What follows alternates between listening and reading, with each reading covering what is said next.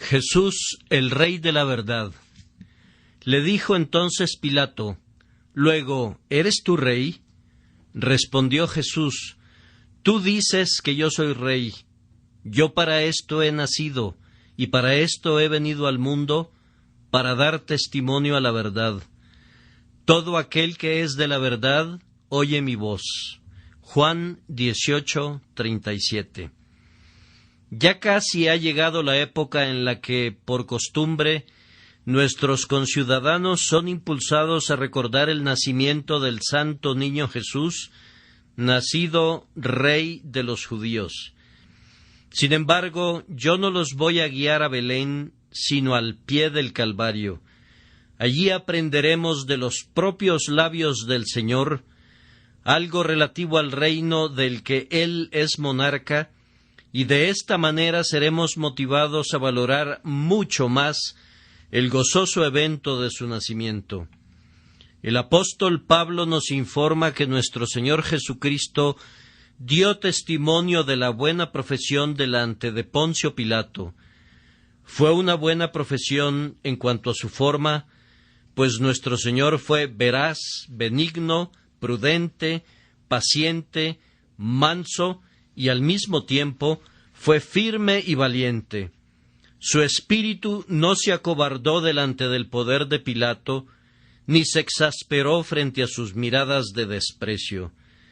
En su paciencia señoreaba en su alma, estableciéndose como el testigo modelo a favor de la verdad, tanto en su silencio como en su palabra. Dio también testimonio de la buena profesión en cuanto a su contenido, pues, aunque habló poco, lo que dijo fue lo necesario. Reclamó sus derechos a la corona y al mismo tiempo declaró que su reino no era de este mundo ni sería sustentado por la fuerza. Él vindicó tanto la espiritualidad como la veracidad esencial de su soberanía. Si alguna vez nos encontráramos en circunstancias semejantes, que seamos capaces también de dar testimonio de la buena profesión.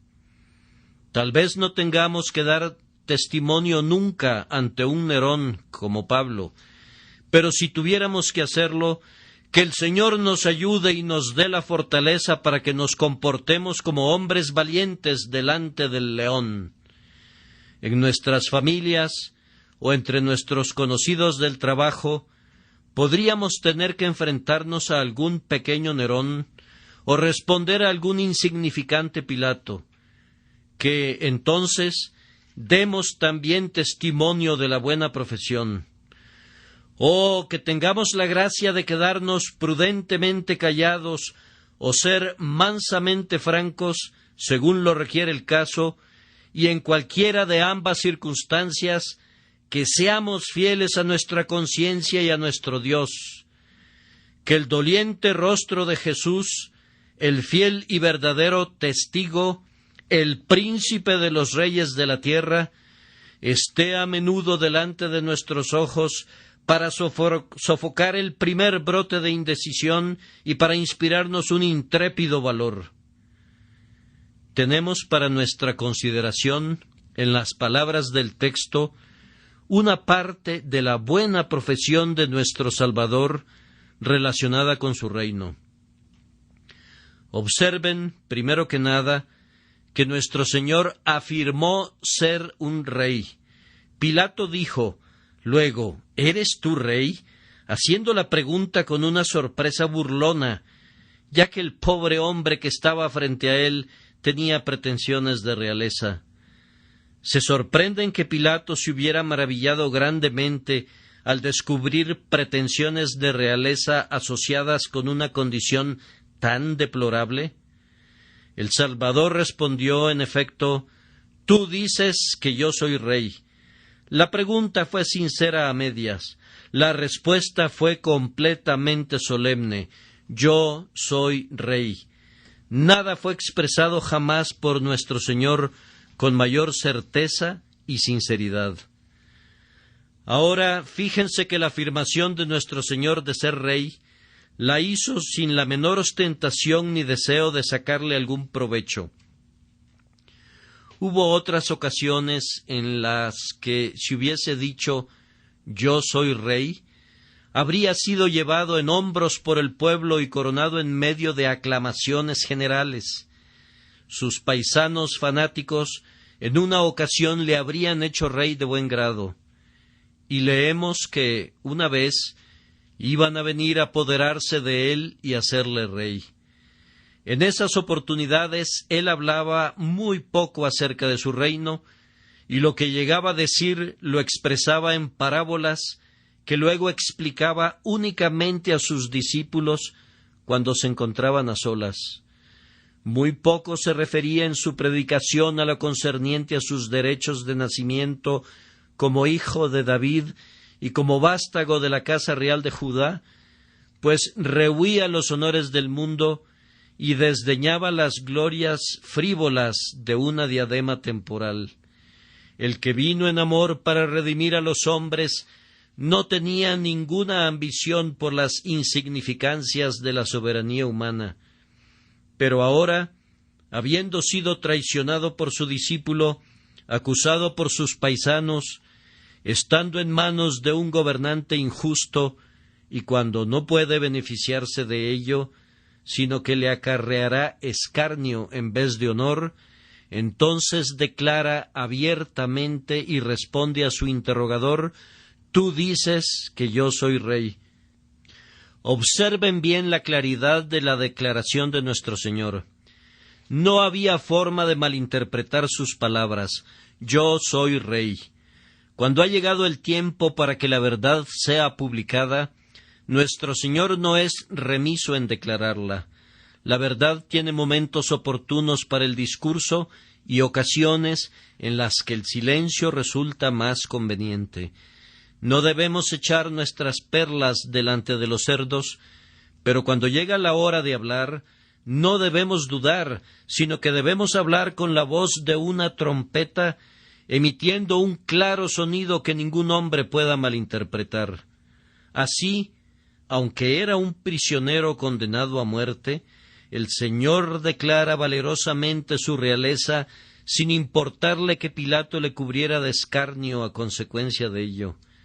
Oh, que tengamos la prudencia del Señor para hablar la verdad en el momento oportuno y el valor del Señor para predicar la verdad llegado su momento. Soldados de la cruz, aprendan de su capitán. La afirmación de realeza por parte de nuestro Señor debe haber sonado como algo muy extraño al oído de Pilato. Jesús, indudablemente, estaba muy agobiado, triste y debilitado en su apariencia externa.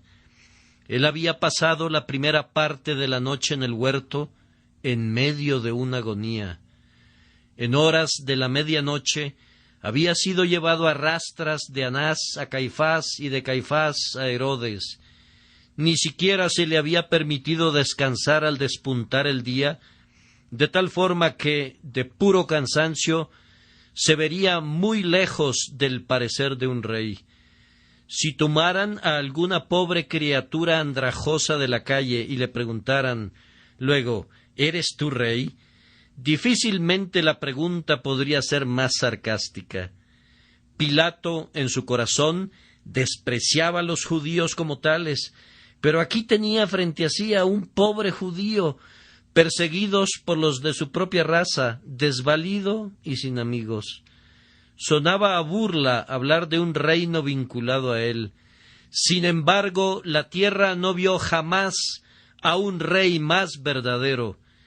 Nadie del linaje de Faraón, de la familia de Nimrod o de la raza de los Césares era tan intrínsecamente imperial en sí mismo como lo era él, reconocido muy merecidamente como rey en virtud de su linaje, sus logros y su carácter superior. El ojo carnal no podía ver esto, pero para el ojo espiritual es tan claro como la luz del mediodía. Hasta este día, en su apariencia externa, el cristianismo puro es igualmente un objeto sin atractivo y muestra en su superficie pocas señales de realeza, es sin parecer ni hermosura, y cuando los hombres lo ven, no encuentran una belleza deseable para ellos. Cierto, hay un cristianismo nominal que es aceptado y aprobado por los hombres, pero el evangelio puro es despreciado y desechado todavía. El Cristo real de hoy es desconocido e irreconocible entre los hombres, de la misma manera que lo fue en su propia nación hace 1800 años. La doctrina evangélica está en rebaja, la vida santa es censurada y la preocupación espiritual es escarnecida. ¿Qué?, preguntan ellos. ¿Tú llamas verdad regia a esta doctrina evangélica? ¿Quién la cree en nuestros días? La ciencia la ha refutado. No hay nada grandioso acerca de ella. Podrá proporcionar consuelo a las viejas y a todos aquellos que no tengan suficiente capacidad para pensar libremente, pero su reino ha terminado y no regresará jamás. En cuanto a vivir separados del mundo, califican eso de puritanismo o algo peor. Cristo en doctrina, Cristo en espíritu, Cristo en la vida. En estas áreas el mundo no puede soportarlo como rey. El Cristo alabado con himnos en las catedrales, el Cristo personificado en prelados altaneros, el Cristo rodeado por los que pertenecen a las casas reales, él sí es aceptable.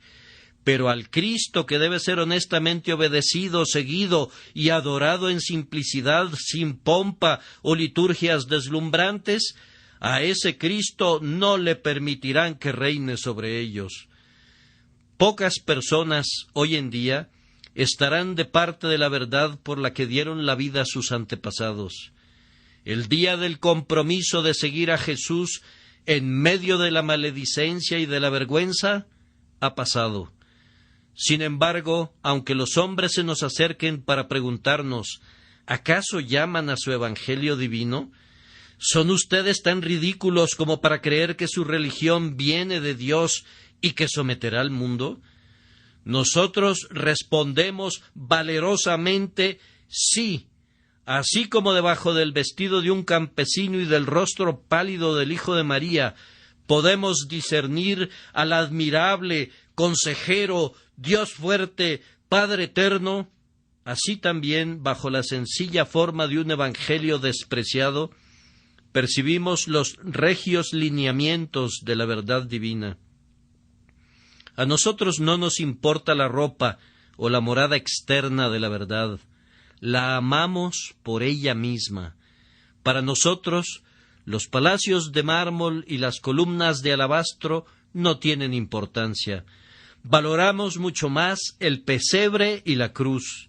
Estamos satisfechos de que Cristo reine donde Él quería reinar, y ese lugar no es en medio de los grandes de la tierra, ni entre los poderosos y los sabios, sino entre lo vil del mundo y lo que no es, que deshará lo que es, pues a éstos ha elegido Dios desde el principio para que sean suyos.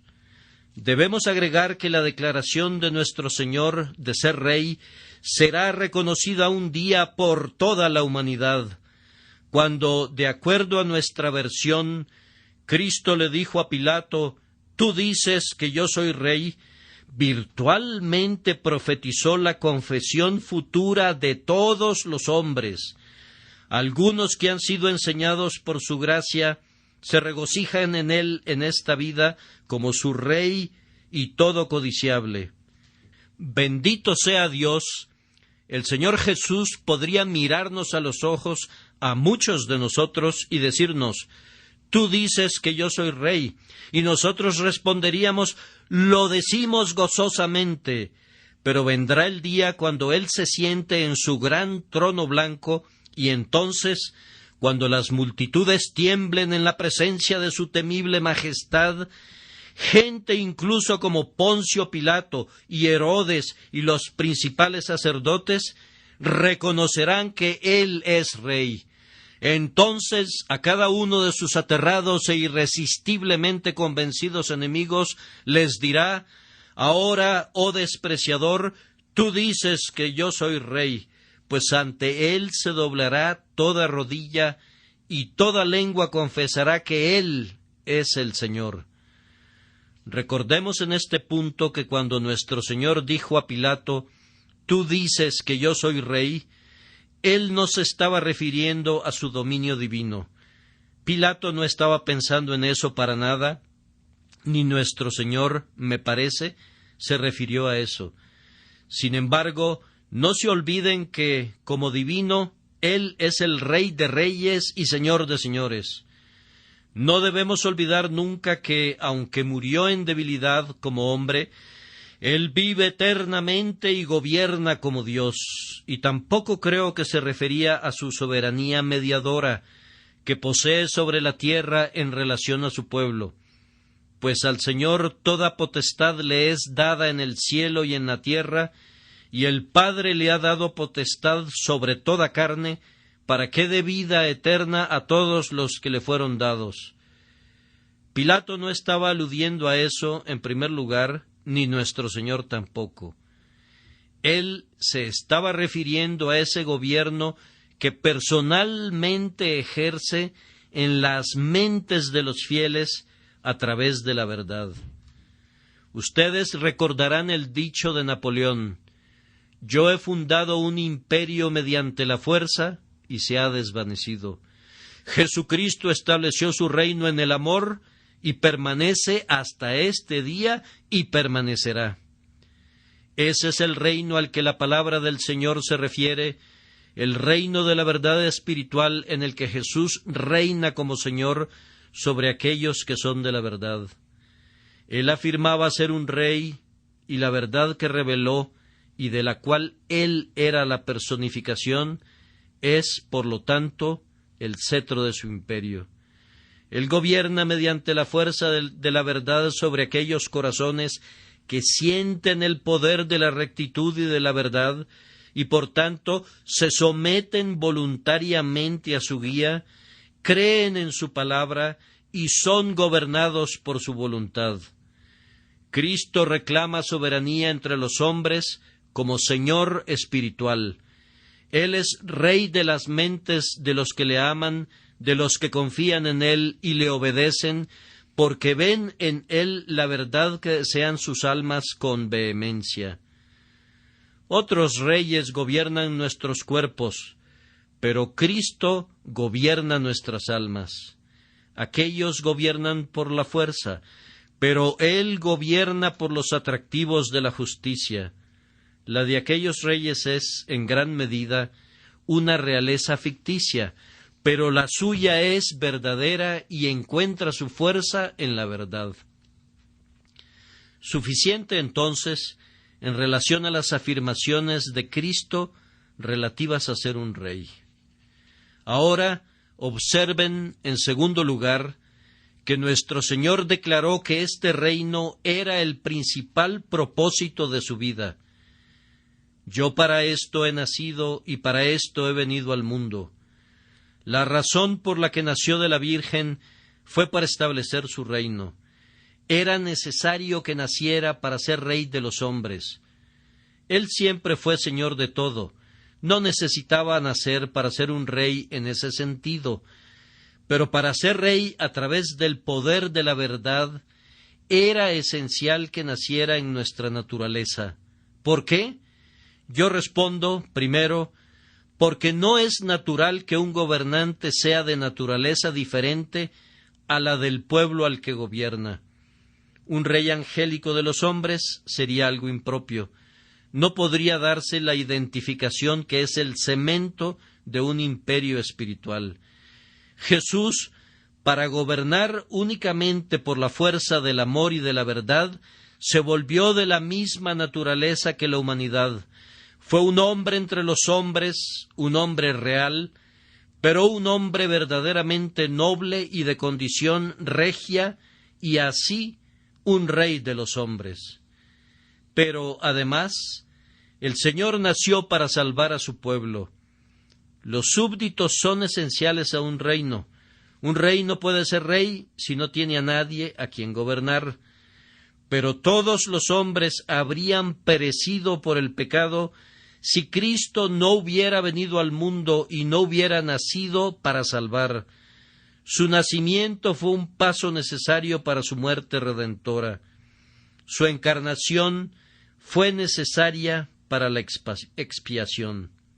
Además, la verdad no ejerce nunca tanto poder como cuando se encarna.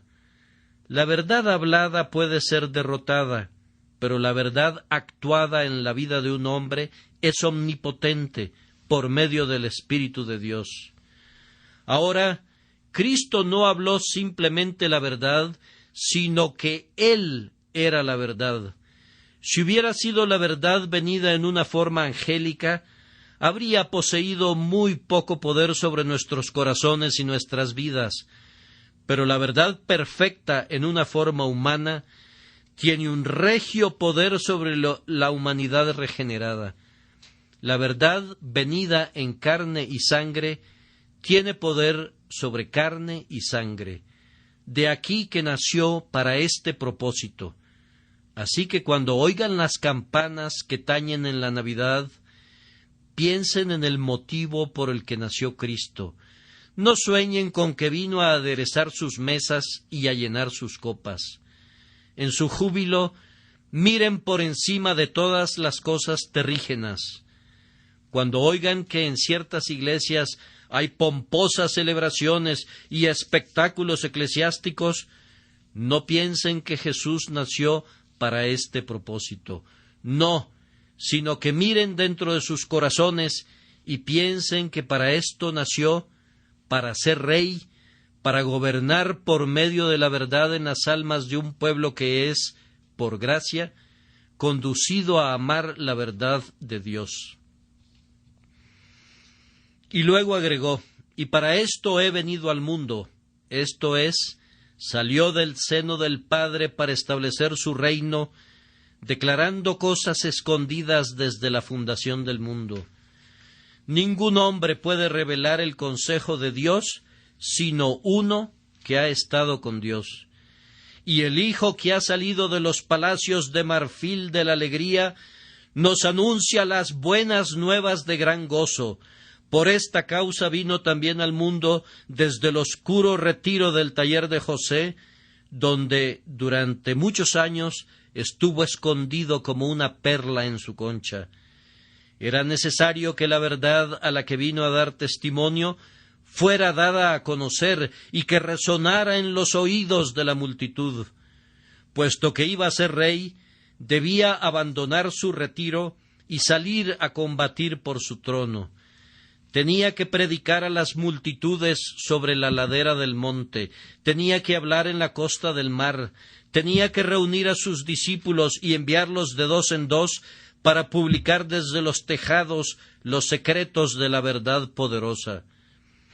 No salió porque le encantara ser visto de los hombres o porque buscara la popularidad, sino con este propósito, que él pudiera establecer su reino habiendo publicado la verdad. Era necesario que saliera al mundo y enseñara, pues de otra manera la verdad no sería conocida y por consiguiente no podría operar. El sol debe elevarse como esposo que sale de su tálamo, pues de lo contrario el reino de la luz nunca será establecido. El espíritu debe salir del depósito de los vientos, o la vida nunca reinará en el valle de los huesos secos. Durante 3 años, nuestro Señor vivió conspicuamente y enfáticamente vino al mundo. Él fue visto por los hombres de manera tan cercana que pudo ser visto con los ojos, contemplado, tocado y palpado con las manos. Él tenía el propósito de ser un modelo y, por lo tanto, era necesario que fuera visto. La vida de un hombre que vive en absoluto retiro puede ser admirable para sí mismo y aceptable para Dios, pero no puede ser ejemplar para los hombres. Por esta razón el Señor vino al mundo para que todo lo que iba a hacer influenciara a la humanidad. Sus enemigos tuvieron permiso para vigilar cada una de sus acciones, y se les permitió que se esforzaran para sorprenderle en alguna palabra para probarle. Sus amigos le veían en privado y sabían lo que hacía en la soledad. Así, su vida entera pudo ser reportada. Fue observado en la fría ladera de la montaña a medianoche, así como en medio de la gran congregación. Esto fue permitido para que la verdad fuera conocida, pues cada acción de su vida era verdad y contribuía a establecer el reino de la verdad en el mundo. Hagamos una pausa aquí. Cristo es Rey, un Rey por la fuerza de la verdad en un reino espiritual. Con este propósito nació, por esta causa vino al mundo. Alma mía, hazte esta pregunta: ¿ha sido cumplido en ti este propósito del nacimiento y de la vida de Cristo? Si no es así, ¿cuál es el provecho de la Navidad para ti? Los miembros del coro cantarán: porque un niño nos es nacido, hijo nos es dado. ¿Es cierto eso para ti? ¿Cómo podría serlo a menos que Jesús reine en ti y sea tu Salvador y tu Señor? Los que verdaderamente pueden regocijarse en su nacimiento son aquellos que le conocen como el Señor de sus corazones, que gobierna su entendimiento por la verdad de su doctrina, su admiración por la verdad de su vida y sus afectos por la verdad de su persona.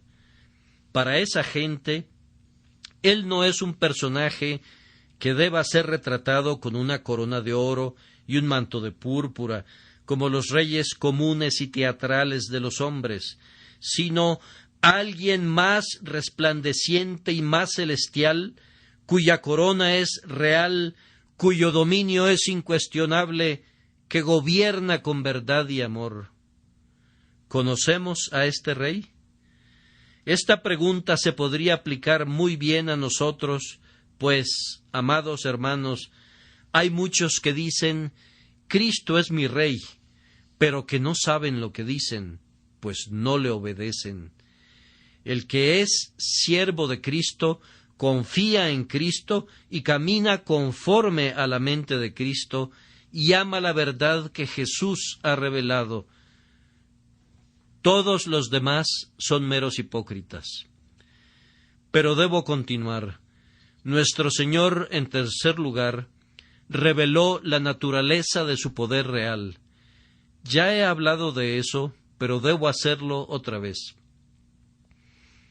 Podría pensarse que el texto fuera de esta manera: tú dices que yo soy rey, yo para esto he nacido y para esto he venido al mundo, para establecer mi reino. Las palabras no son esas, pero deben significar eso, pues Jesús no era incoherente en su discurso. Nosotros concluimos que las palabras empleadas tienen el mismo significado que esas que el contexto sugiere, aunque está expresado de manera diferente. Si nuestro Señor hubiera dicho para establecer un reino, Pilato podría haberlo malinterpretado.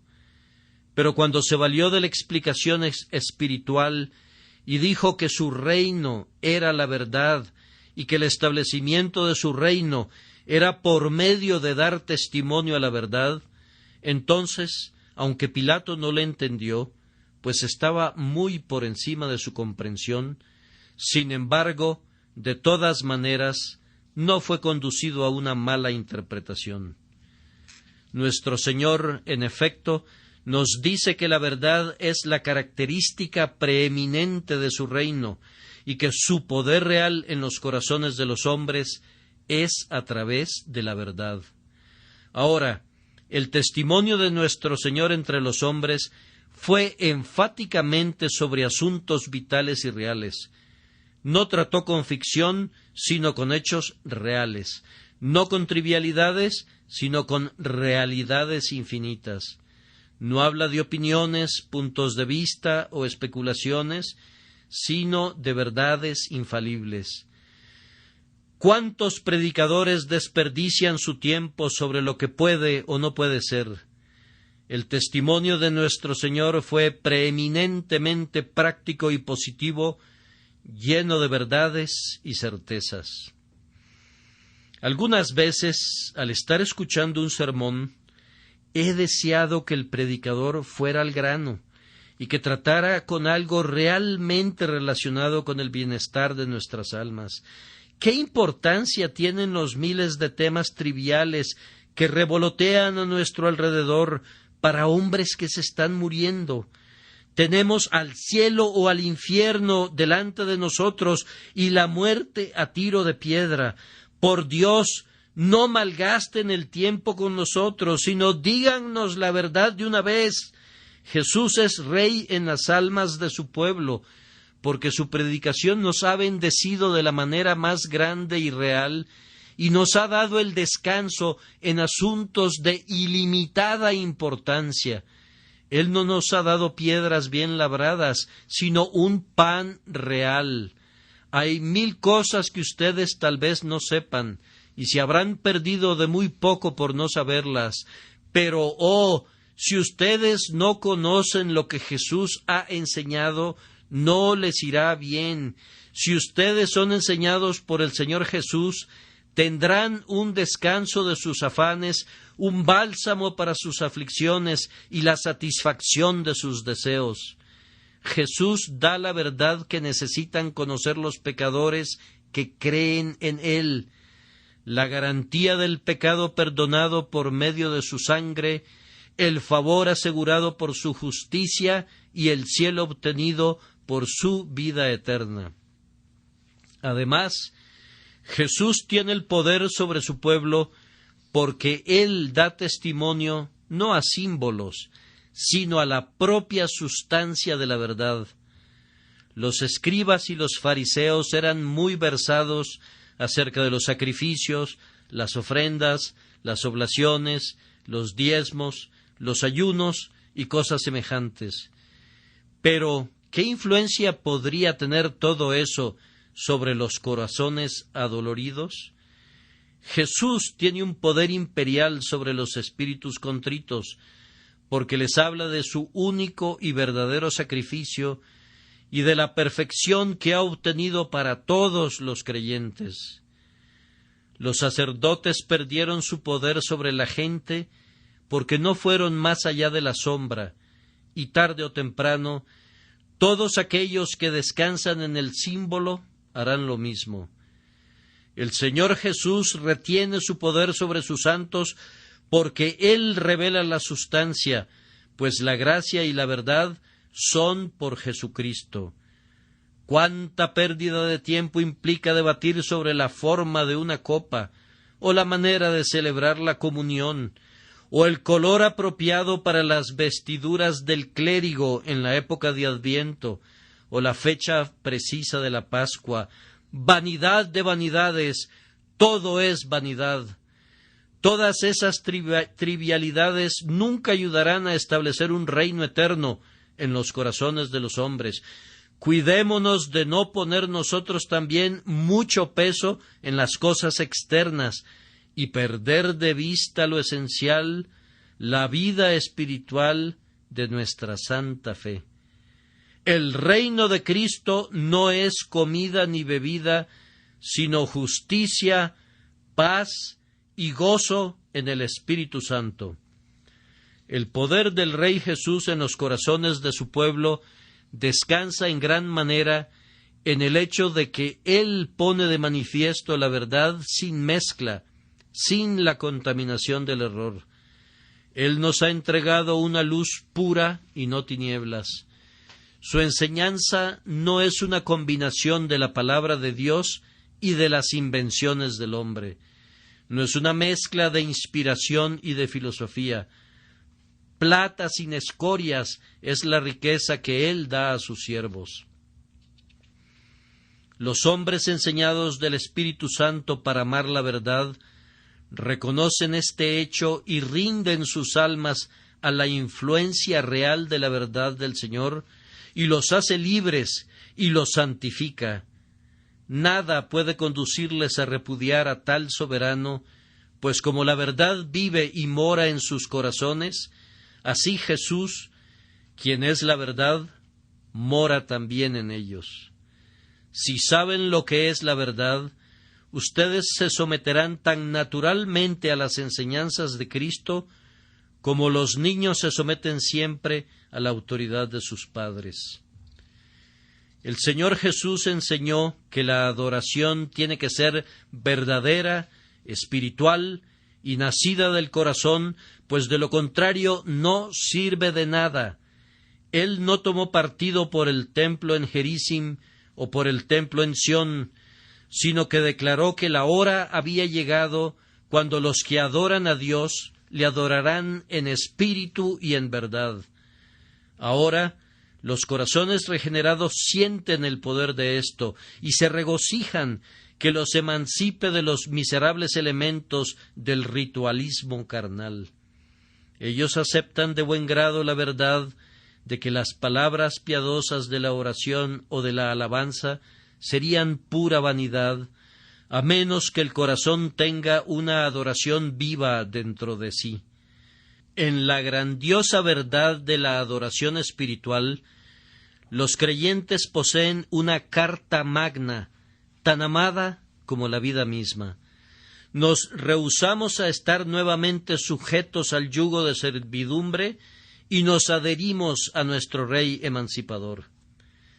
Nuestro Señor enseñó también que vivir falsamente es ruin y aborrecible. Él expresó desprecio por las filacterias ensanchadas de los hipócritas y los extendidos flecos de los mantos de los opresores de los pobres. Para él, las limosnas ostentosas, las largas oraciones, los ayunos frecuentes y el diezmo de la menta y del comino no eran nada cuando eran practicados por aquellos que devoraban las casas de las viudas. No le importaban para nada los sepulcros blanqueados y los platos limpiados por fuera. Él juzgaba los pensamientos y las intenciones del corazón. ¿Qué interjecciones utilizó para denunciar a los formalistas de su día? Debe haber sido un grandioso espectáculo haber visto al humilde Jesús, indignado, tronando en un repique tras otro sus denuncias contra la hipocresía. Elías no invocó jamás fuego del cielo que fuera ni la mitad de grandioso. ¡Ay de vosotros, escribas y fariseos, hipócritas! Es el más estruendoso retumbo de la artillería del cielo. Vean cómo, como un nuevo Sansón, Jesús ataca las imposturas de su época y las apila en un montón sobre otro para que se pudran para siempre. ¿Acaso aquel que nos enseña la vida verdadera no será Rey de todos los hijos de la verdad? Saludémosle ahora como Señor y Rey. Además, amados hermanos, nuestro Señor no sólo vino para enseñarnos la verdad, sino que fluye de Él un misterioso poder a través de ese Espíritu que reposa en Él sin medida, que somete a los corazones elegidos a la verdad y luego guía a los corazones verdaderos a la plenitud de la paz y del gozo. ¿Acaso no han percibido nunca, al haber estado con Jesús, que el sentido de su pureza los ha conducido a desear vivamente ser purificados de toda hipocresía y de todo camino falso? ¿Acaso no han sentido vergüenza de ustedes mismos al salir de oír su palabra, de contemplar su vida y sobre todo de gozar de su comunión, porque no han sido más reales, más sinceros, más verdaderos, más rectos, súbditos más leales del verdadero Rey? Sé que lo han sentido. Nada acerca de Jesús es falso o siquiera ambiguo. Él es transparente. De la cabeza a los pies, Él es la verdad en público la verdad en privado, la verdad en palabra y la verdad en hechos.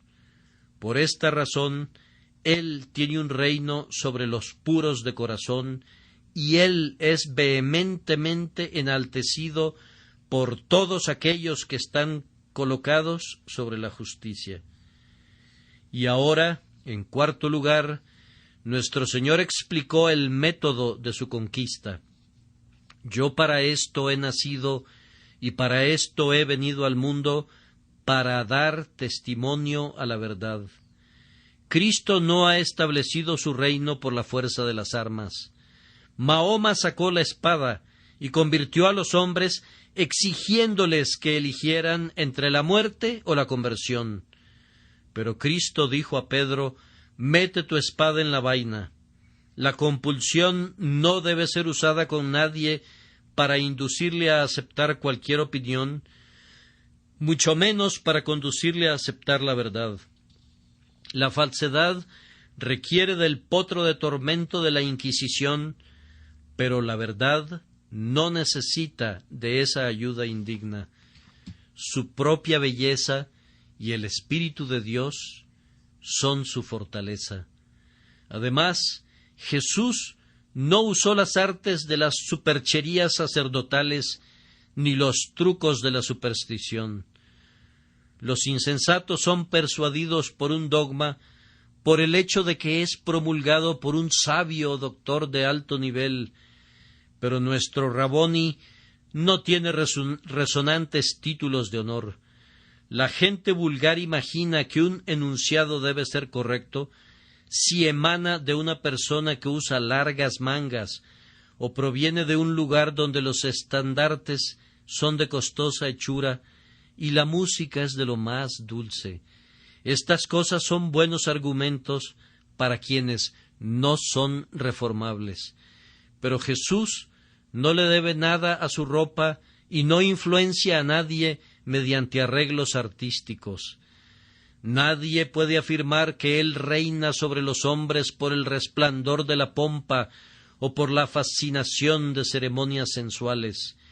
Su hacha de combate es la verdad. La verdad es tanto su flecha como su arco, su espada y su adarga.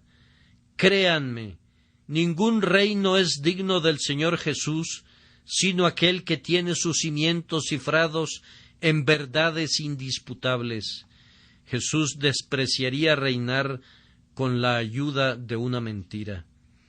El cristianismo verdadero nunca fue promovido mediante política o engaño, haciendo lo malo o diciendo lo falso.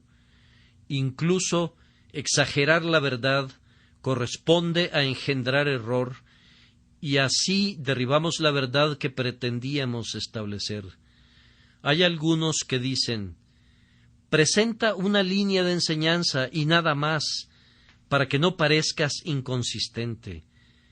¿Qué tengo yo que ver con eso? Si es la verdad de Dios, estoy obligado a presentarla toda y a no guardarme nada de ella. La política, como un velero que depende del viento, vira por aquí y por allá, pero el hombre verdadero, como un barco que tiene su propia fuerza motriz, va en línea recta hacia adelante, aun en medio del huracán. Cuando Dios pone la verdad en las almas de los hombres, les enseña a no desviarse ni a adaptarse, sino a sostenerse a riesgo de lo que sea. Esto es lo que Jesús siempre hizo. Él dio testimonio a la verdad y allí dejó el asunto. Fue cándido como una oveja. Aquí será apropiado responder la pregunta: ¿a cuál verdad dio testimonio? Mis hermanos, ¿a cuál verdad no dio testimonio? ¿Acaso no reflejó toda la verdad en su vida? Vean cuán claramente expresó la verdad que Dios es amor. Cuán melodioso, cuán semejante a repiques de campanas de Navidad fue su testimonio a la verdad que de tal manera amó Dios al mundo que ha dado a su Hijo unigénito para que todo aquel que en Él cree no se pierda, mas tenga vida eterna. También dio testimonio de que Dios es justo. Cuán solemnemente proclamó ese hecho. Sus heridas sangrantes, sus moribundas agonías, sonaron esa solemne verdad como un tañido fúnebre que incluso los muertos pudieron oír. Dio testimonio a la exigencia de Dios por la verdad en lo íntimo, pues a menudo hizo la disección de los hombres y los desnudó, y abrió sus secretos pensamientos y los descubrió para ellos mismos, y les hizo ver que el ojo de Dios soporta únicamente la sinceridad. ¿Acaso no dio testimonio a la verdad que Dios había resuelto hacer para sí un pueblo nuevo y un verdadero pueblo? ¿Acaso no estaba siempre hablando de sus ovejas que oyen su voz, del trigo que recogería en el granero y de las cosas preciosas que serían atesoradas cuando los malos fueran arrojados fuera?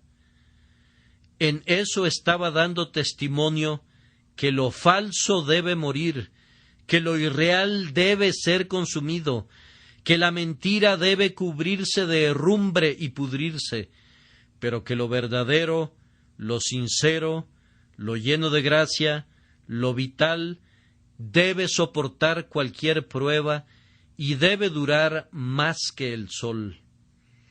En una época de fingimientos, siempre estaba barriendo con las pretensiones y estableciendo la verdad y la rectitud como sus testigos. Y ahora, amados, esta es la manera en la que el reino de Cristo será establecido en el mundo.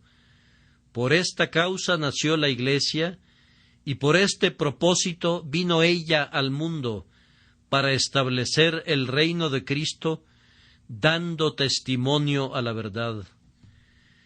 Yo anhelo, amados míos, ver que todos ustedes den testimonio. Si aman al Señor, den testimonio a la verdad. Deben hacerlo personalmente, deben hacerlo colectivamente.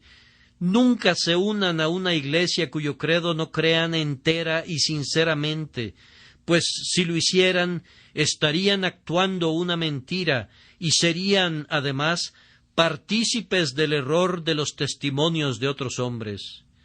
Yo no diría, ni por un instante, nada que retardara la unidad cristiana, pero hay algo antes de la unidad y es la verdad en lo íntimo y honestidad delante de Dios. Yo no me atrevería a ser miembro de una iglesia cuya enseñanza yo supiera que es falsa en puntos vitales. Preferiría ir al cielo solo que engañar mi conciencia por tener compañía. Ustedes podrán decir, pero yo protesto contra el error de mi iglesia. Queridos amigos, ¿cómo podrían protestar consistentemente en contra de ese error cuando profesan estar de acuerdo con él, siendo miembros de una iglesia que lo avala? Si eres un ministro de una iglesia, en efecto estás diciéndole al mundo, yo creo y enseño las doctrinas de esta iglesia, y si subes al púlpito y dices que no crees en ellas, ¿qué concluirá la gente? Dejo que juzguen por ustedes mismos. Vi la torre de una iglesia el otro día, con un reloj en ella, que me sorprendió al marcar las 10:30, cuando yo pensaba que eran las 9 aproximadamente. Sin embargo, me tranquilicé cuando vi que otra cara del reloj indicaba las 8:15. Bien, pensé, cualquiera que sea la hora, ese reloj está equivocado, pues se contradice a sí mismo. Así que cuando oigo a un hombre que dice algo de acuerdo a la membresía de su iglesia, y luego otra cosa en contra, de conformidad a su criterio personal, vamos, independientemente de lo que sea correcto, ciertamente no es consistente consigo mismo. Demos testimonio a la verdad, puesto que hay gran necesidad de hacerlo ahora mismo, pues dar testimonio no goza de buena fama. La época no ensalza ninguna virtud tanto como la liberalidad, y no condena ningún vicio tan fieramente como la intolerancia, alias la honestidad. Si creen en algo y lo sostienen con firmeza, todos los perros les van a ladrar. Déjenlos que ladren, dejarán de hacerlo cuando se cansen. Ustedes son responsables ante Dios y no ante hombres mortales. Cristo vino al mundo para dar testimonio a la verdad, y Él te ha enviado para que hagas lo mismo. Cuídate de hacerlo, sin importar que ofendas o agrades, pues es únicamente mediante este proceso que el reino de Cristo va a ser establecido en el mundo. Ahora, lo último es esto.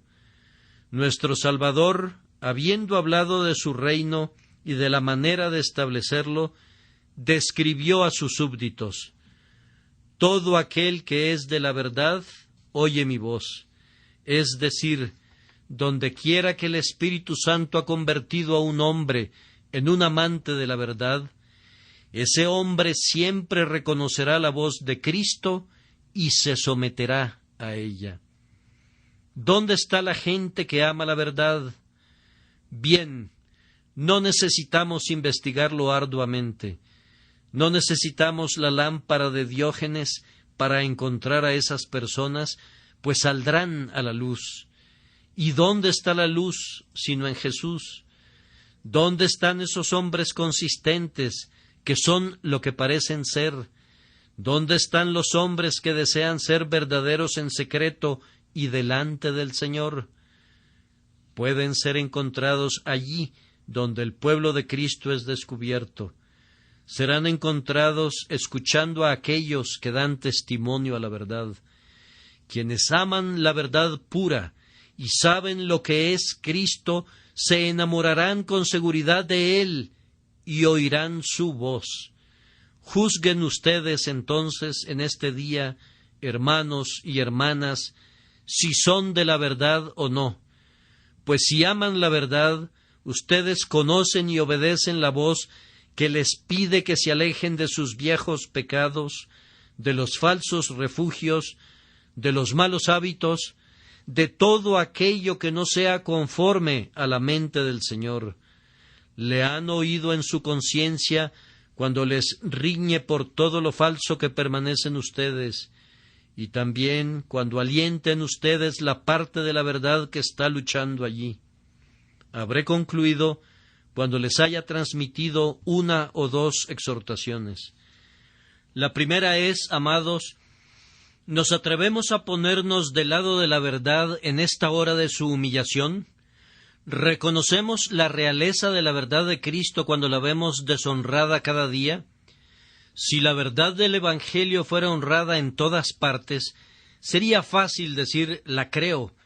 Pero ahora, en estos días, cuando no tiene honor entre los hombres, ¿nos atrevemos a adherirnos a ella a toda costa? ¿Están dispuestos a caminar con la verdad a través del lodazal y a través del pantano? ¿Tienen el valor de profesar una verdad que no está de moda?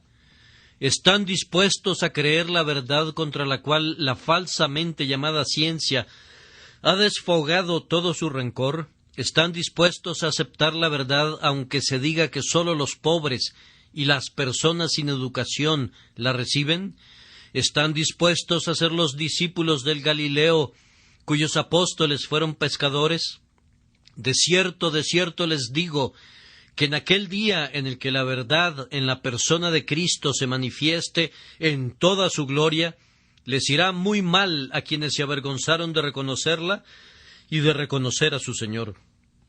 A continuación, si hemos oído la voz de Cristo, reconocemos el propósito de nuestra vida, sentimos que nosotros para esto hemos nacido y para esto hemos venido al mundo, para dar testimonio a la verdad. No creo que tú, mi querido hermano, viniste al mundo para ser un lencero o un subastador y nada más. No creo que Dios te haya creado, hermana mía, para que seas simplemente una costurera o una enfermera o un ama de casa. Las almas inmortales no fueron creadas para simples propósitos mortales. Para este propósito nací, para que con mi voz en este lugar y en todas partes dé testimonio a la verdad. Ustedes reconocen eso. Entonces les ruego a cada uno de ustedes que reconozcan que ustedes también tienen una misión similar. Yo no podría ocupar el púlpito, dirá alguien. No te preocupes por eso. Da testimonio a la verdad allí donde estás y en tu propia esfera. Oh, no desperdicien el tiempo ni la energía, sino testifiquen de inmediato a favor de Jesús. Y ahora, por último, ¿reconocen, amados, la dignidad superlativa de Cristo? ¿Ven qué rey es Cristo? ¿Es Él un rey para ti, como no podría serlo nadie más? No fue sino ayer que un príncipe entró a una de nuestras grandes ciudades y la gente llenó todas sus calles para darle la bienvenida, y sin embargo no era sino un hombre mortal. Y luego, en la noche, iluminaron su ciudad e hicieron que los cielos resplandecieran como si el sol se hubiera levantado antes de la hora señalada. Pero, ¿qué había hecho este príncipe por ellos? Eran súbditos leales, y esa era la razón de su gozo. Pero, oh amados, ¿no necesitamos preguntar qué ha hecho Cristo por nosotros? Deberíamos preguntarnos qué no ha hecho por nosotros. Emmanuel, todo lo debemos a ti. Tú eres nuestro nuevo Creador, nuestro Redentor del más profundo abismo del infierno. En ti, esplendoroso y todo codiciable, tus hermosuras promueven nuestra admiración.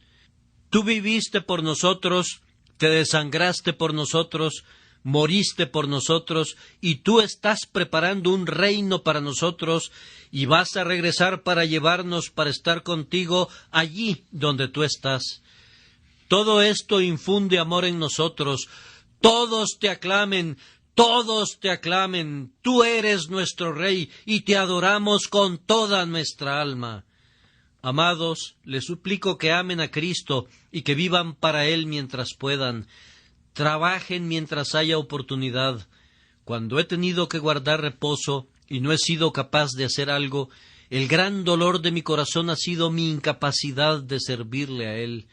Oía a mis hermanos gritando en el campo de batalla y veía a mis camaradas marchando al combate, y yo estaba tirado como un soldado herido en una zanja y no me podía mover, excepto que entre suspiros decía una oración para que todos ustedes sean fuertes en el Señor y en el poder de su fuerza.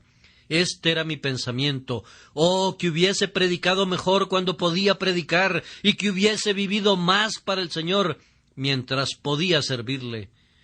No incurran en esos remordimientos en el futuro por causa de la haraganería presente, sino vivan ahora para Él, que murió por ustedes.